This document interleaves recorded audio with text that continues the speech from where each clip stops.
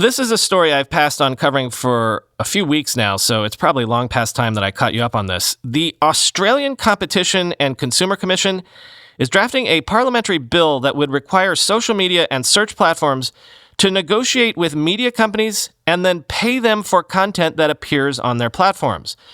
So, already, Google hinted a couple weeks ago that it might have to cut off Google Search and YouTube in Australia.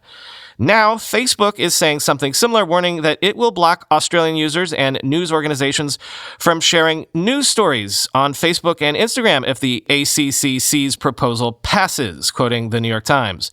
By taking aim at Google, whose dominant search engine is the gateway for information and news, and Facebook, the largest social network with billions of users, Australia's regulator seeks to address what it calls power imbalances between news publishers struggling with the collapse of traditional media and conglomerates with thriving online ad businesses.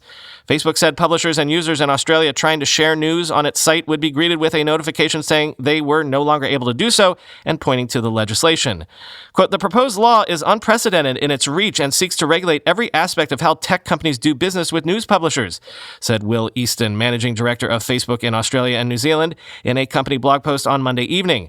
Mr. Easton added that it would force Facebook to pay news organizations for content that the publishers voluntarily placed on its services, end quote. Now, on the one hand, if people can't share news stories on social media, maybe Australians would one day wake up to a return to peace and harmony across the land. That's the easy snark, right?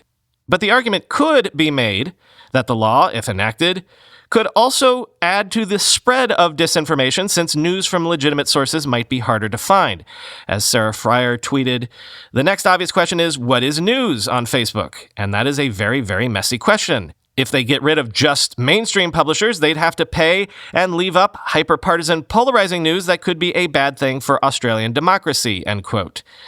But also, isn't this just a bit of an overreach? Facebook said this in a blog post, quote, "We are left with a choice of either removing news entirely or accepting a system that lets publishers charge us for as much content as they want at a price with no clear limits. Unfortunately, no business can operate that way," end quote. And also, Facebook seemingly has a hard time keeping fake news off its platform already. If it could suddenly effectively ban real news, then might that be pretty revealing about their true motivations and or their cost and profit incentives?